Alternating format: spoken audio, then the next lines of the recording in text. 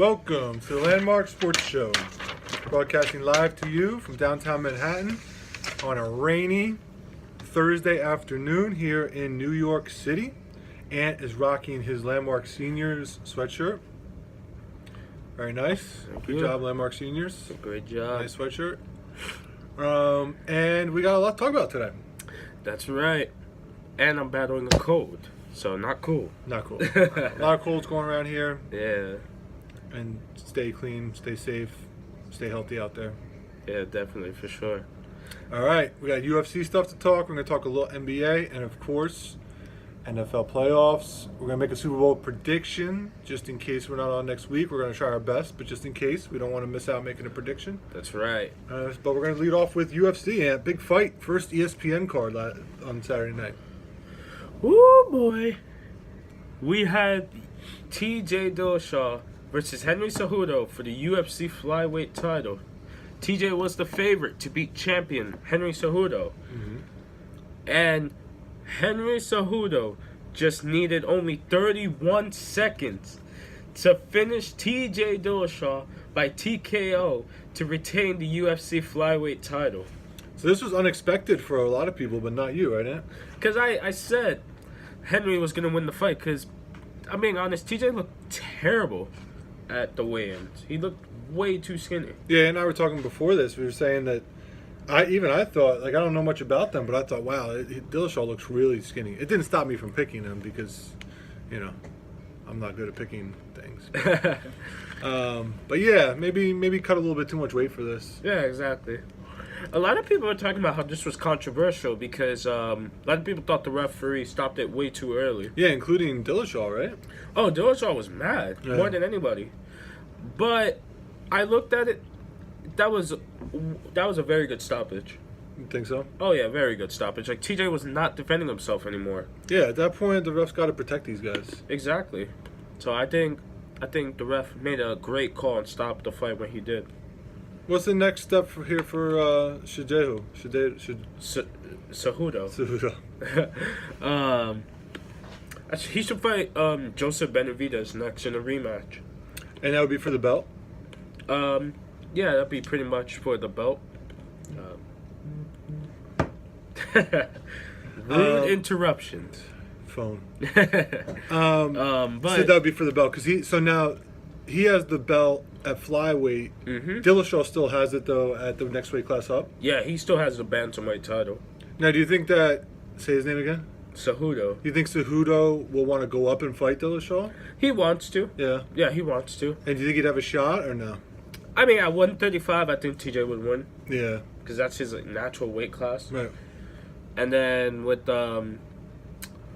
TJ, he shouldn't even try to fight Henry at 125 again. No.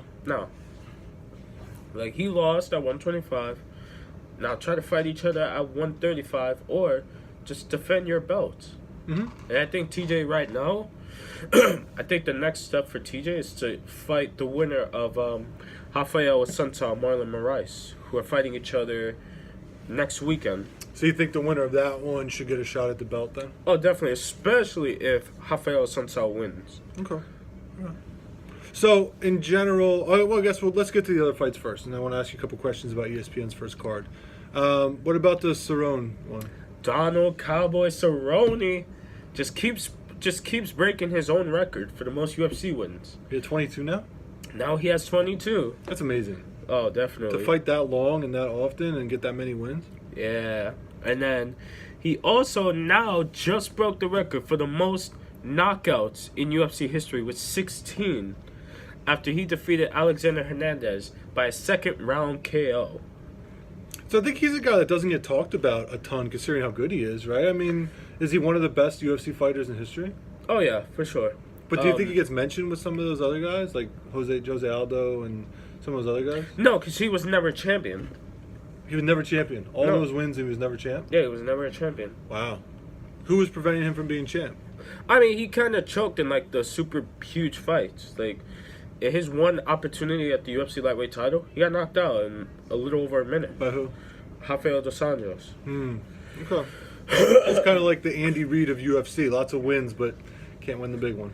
Well, I wouldn't call him the Andy Reid because Donald Cerrone, he's beaten some of the best names in the sport. Edson Barboza, Benson Henderson, Eddie Alvarez. So just hasn't been able to win the big one. Yeah, he hasn't been able to win the belt. All right. What about the next fight? Oh, Greg Hardy. Yeah. All right, so a lot of controversy surrounding Greg Hardy because his past with Domestic violence. domestic violence, even though that was 5 years ago. And if John Jones did something like that, you people would forgive him.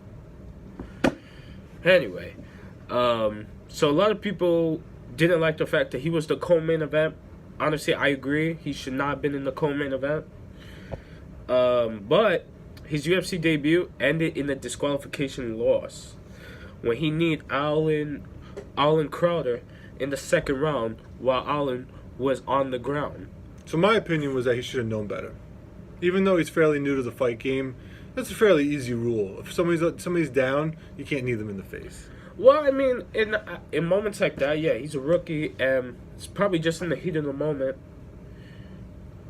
Yeah, I'm not a big Greg Hardy fan, so. I'm not a Greg Hardy fan either, but come on. That was 5 years ago. The guy's changed since then. You guys gotta move on from that already. You gotta move on from stuff like that. That was 5 years ago. All the charges are gone. And he's changed from that. But what about Dana White? So at one time, Dana White had said that nobody that had a domestic dispute was going to be a fighter in UFC, and now he's has him as a co-main event. It's kind of a change by Dana White. Because Dana White is Dana White. He just wants to make money. Yeah, he wants some money. All right, bad job, Dana White. Bad job, Greg Hardy. What about the ESPN card as a whole? So you think it was a good debut for ESPN? Oh, definitely. The undercard, from the undercard to the main card, just perfect. You know what I'm having issues with, though? Because I wanted to catch some of this, but the early prelims were on ESPN Plus, which I don't get because I'm not going to pay $5 a month for it.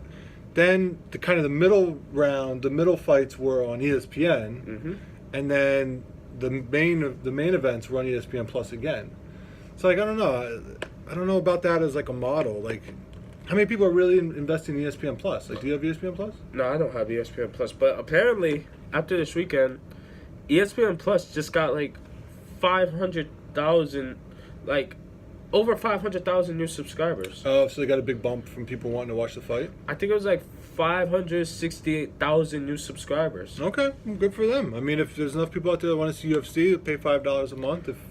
If UFC is going to be one of their big offerings for ESPN Plus, I just haven't been enticed by some of the other things ESPN Plus offers. Yeah, but it's just I don't understand why is your main card on ESPN Plus? That doesn't make any sense. No, right? It'd either be pay-per-view, or why not put it on ESPN where more people can universally see it? Exactly. Because I probably would have stayed up to watch it if it was on ESPN, but I don't get ESPN Plus, so I didn't stay up. I had to watch it on Twitch.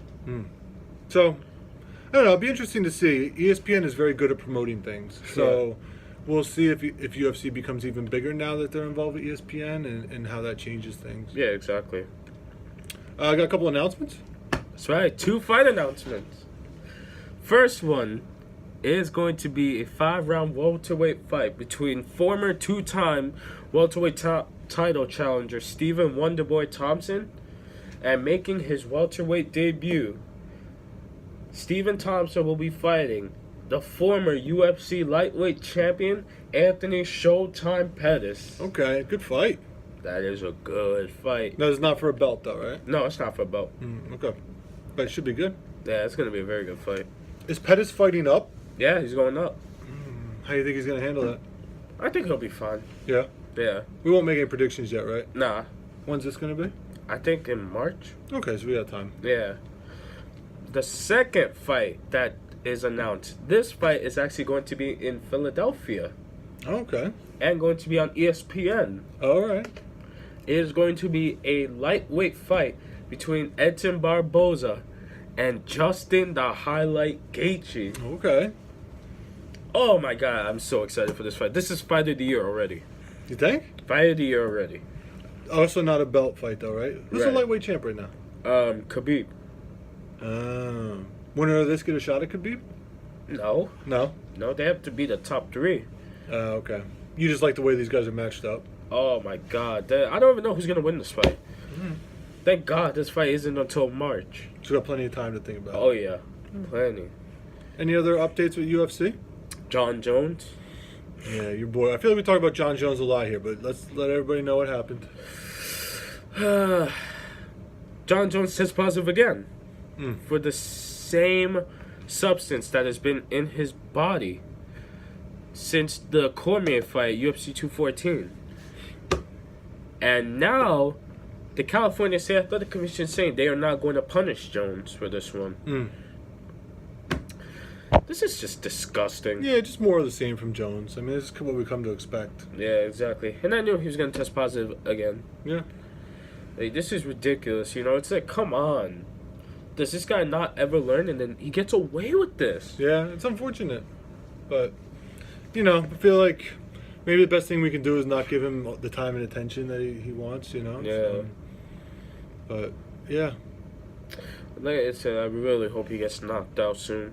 I would love for Anthony Rumble Johnson to come back and finish him. That'd be cool. Yeah. All right, should we shift gears to NBA? That's right, we shall. Your Nets are playing good basketball? Your 76ers are playing good basketball? Yeah, they're playing well. Man, Nets 5 games in a row. And we just beat the Magic last night, 114 to 110. Okay, close game. Yeah, man. Woo! What about, I feel like we talk about Carmelo a lot on here too, but your boy Carmelo had a rough week. All right, so Carmelo Anthony has finally gone from Houston. Mm-hmm. And right now he's with the Chicago Bulls, but he's not going to play a game for them. Good thing that he's not, because the Bulls are terrible. Sorry. So Carmelo is going to be either traded or he's going to be waived by February 7th trade deadline. Mm-hmm. And right now, Melo basically has 3 teams that are interested in him. Lakers, that's number 1. Number 2, Heat, and then number 3, the Spurs. Okay. Interesting choices. Yeah. LeBron James has been campaigning for Magic Johnson to get Carmelo. Yeah, I don't know why LeBron's doing that, because I consider LeBron a smart basketball guy, and I don't know. My feelings on Carmelo are well documented. I don't think he has much to offer at this point. Carmelo can still play for the last time. We'll see. We'll find out. If he goes to the Lakers and he doesn't do anything, then you got to admit that he's done. And what if he goes to the Lakers and he takes them far in the playoffs? Then I'll admit that I was wrong. Okay. Only if he's contributing, because they're going to get far in the playoffs, maybe just with LeBron. But if Carmelo's making significant contributions and they go far in the playoffs, then I'll admit I was wrong. But if he goes there and stinks, you have to admit you're wrong. Hey, you're going to be wrong again, just like how you were wrong with Nick Foles. And then I'll have to apologize to absolutely no one. Well, you're going to have to apologize to Melo. No, never. Yeah. Time for the main event. Main event, NFL playoffs. So sad. Only one game left. Yeah. This time of year, it's like the football's exciting, but then I start getting sad because it's like we only got one game left. Yeah, exactly. We have a lot of controversy to talk about here. Wild finish in New Orleans. In the NFC title game, Rams beat the Saints, what was it, 20, or was it?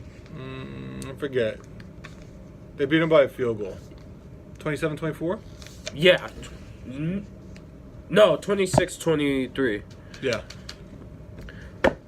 But in the fourth quarter, with like a minute left, Drew Brees threw the ball down the field. And one of his receivers was about to catch the football. Mm-hmm. And one of the defensive players for the Rams came in, and he went diving, and they went helmet to helmet. Mm-hmm. And he got there early. Exactly. Way too early. Mm-hmm. And the referees did not call that. Yeah. Terrible non-call. Like, how are you an NFL referee, but you don't see that? No, I don't know. And the NFL's admitted it. Even the defensive player for the Rams says that he knew that he committed a penalty. Exactly. So, just a bad non-call, but Rams benefited. And Roger Goodell, he's not doing anything about it. No. Why do you think I don't like him as a commissioner, and I hate these referees? Yeah, you wonder though if the NFL really cares that much, because it really gets people talking about it. Like I think it's been the topic of conversation. So, sometimes I wonder, kind of like with Dana White in UFC, like is any publicity good publicity? And just keeping the NFL in the conversation. I don't know. Maybe the NFL is big enough it doesn't need that, but sometimes I wonder if they care that much about these controversies. Probably. Yeah. Should we turn our sights to the Super Bowl? Well, also, with the Kansas City and New England game, a lot of penalties that should have been called on the Patriots that were not called. Yeah. Again, roughing the passer. Mm-hmm. Oh, speaking of roughing the passer, so, John, when was I ever told that tapping a quarterback like this is roughing the passer? I know. That was bad, too. That was really bad. He didn't even tackle him. He didn't hit him in the head. He didn't tackle him. He just, yeah, you're right, tapped him on the shoulder. Bad call. You see, NFL referees are just so bad these days. And you know that they're betting. You think? Come on. Especially they're betting on the Patriots. I mean, look at this. You see NFL referees literally coming to the Patriots, hugging Tom Brady, and smiling whenever the Patriots win. Yeah. That's not suspicious? That'd be quite a controversy if they were betting. It's not that it hasn't happened before. There's been baseball. There's been in basketball fairly recently. There was a ref that was messing with games. So it's not like it's unprecedented, but it's a pretty heavy accusation. Come on, it's pretty obvious. All right, now we can move to the Super Bowl. I think it's gonna be a fun one. Yeah, I think it should be a fun one, even though it should have been Saints and Chargers. You realize every year we've been doing this show, the Patriots have been in the Super Bowl? Yeah. It was Patriots, Falcons, Patriots, Eagles, Patriots, Rams. Yeah. That's crazy, right? Very. They don't even deserve to be in the Super Bowl. They really don't. They're a good team. They don't deserve it. Like I said, it should have been the Saints and Chargers or Eagles and Chargers for the Super Bowl. Fine, I'll take Eagles. Your Chargers they were a little rough at the end there. And the Eagles, they gave out in that Saints game. They did. I think you and me kind of both see this game pretty similarly, right? Yeah. High scoring, maybe Patriots a little too much firepower. Yeah, exactly. Like, I'm rooting for the Rams. Like, I want them to win, but I just don't think they're ready for the Super Bowl yet. Yeah, I think I'm in the same boat. I hope the Rams win. I like McVay. So I'm rooting for them, but I think that the Patriots are going to win. Yeah, I got the Patriots to win, and I'm going to say 41-34. Now, do you think we're gonna keep on this string of really good Super Bowls? Like, I would say the Falcons overtime Super Bowl, then the Eagles Super Bowl last year, both really good games. Yeah. You think we're gonna stay on that streak? Yeah, I think so. I hope so. Yeah, I hope so. But you know what I probably see happening? I see the Patriots just dominating the Rams through like the first 3 quarters, and then the Rams try to make a comeback. Okay. Yeah, that's what I see happening. I have a little more back and forth, but I guess we'll see. Yeah. All right. Is that all we got for today? Oh, that's pretty much it. That's a solid 20-minute show right there. 20 minutes, quality over quantity. Definitely. So we're hoping to be back next week, but if we're not, we will check back in after the Super Bowl for a recap. Definitely. Keep going with the NBA, UFC, and we're going to start talking MLB pretty soon. Let's go. And Landmark Softball pretty soon. Definitely. All right. Yankees, Phillies, World Series. We shall see. Come on, let's make it happen. Yankees, Phillies, World Series. We need this to happen. Thank you all for watching, and enjoy your weekend. Enjoy your weekend.